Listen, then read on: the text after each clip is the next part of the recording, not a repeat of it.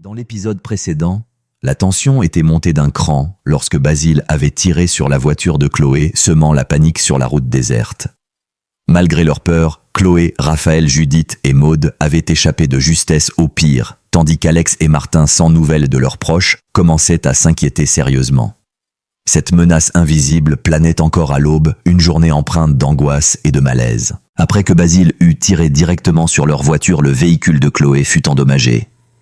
Piégées en pleine nature, les jeunes femmes n'eurent d'autre choix que de sortir et de continuer à pied. Elles suivirent une route étroite qui semblait mener au village le plus proche, espérant trouver de l'aide ou au moins du réseau. Ce qu'elles ignoraient, c'est que Basile avait anticipé leur fuite. Un traceur GPS était dissimulé sous la voiture de Chloé, lui permettant de connaître leur position exacte à tout moment. Pendant ce temps, Basile se préparait à les traquer. Armé et déterminé, il était sur le point de frapper lorsqu'il tomba nez à nez avec Alex et Martin. Les deux hommes semblaient incroyablement anxieux et désespérés dans leur recherche de leurs proches. Basile leur joua alors un tour terrifiant. Il leur fit croire qu'ils venaient de manquer Chloé et les autres expliquant qu'ils avaient décidé de faire un détour pour admirer le paysage. Avec un calme glaçant, il les conduisit sur une route dangereuse pour les rejoindre pleinement conscients qu'il les éloignait toujours plus de la vérité. Une fois Alex et Martin perdus, Basile enfourcha sa moto. Fusil à la main, il poursuivit les deux jeunes femmes persuadées d'avoir désormais l'avantage. Entre-temps, Alex et Martin commencèrent à avoir des doutes. Le paysage ne correspondait pas à la description et l'absence de toute trace de vie les inquiétait. Peu à peu, ils comprirent qu'ils avaient été complètement manipulés. Réalisant qu'ils avaient perdu un temps précieux, ils décidèrent de retourner au refuge. À leur arrivée, une nouvelle vague d'angoisse les submergea. Le refuge était complètement vide. Aucun message, aucune trace de visite récente de Chloé ou des autres. La peur les étreignit.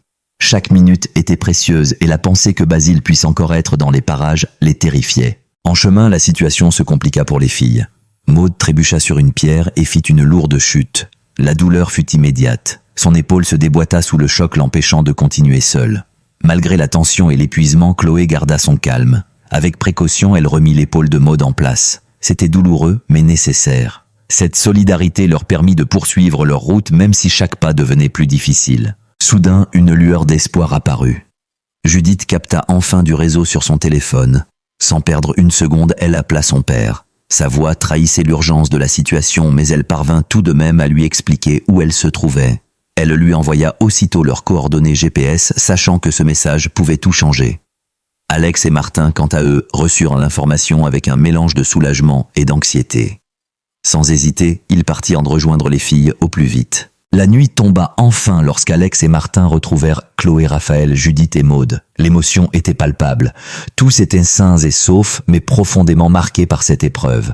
Bien que le pire ait été évité, le danger n'est peut-être pas totalement écarté, et de nombreuses questions demeurent quant aux véritables intentions de Basile et à la suite des événements. Si cette vidéo vous a plu, abonnez-vous pour en voir plus.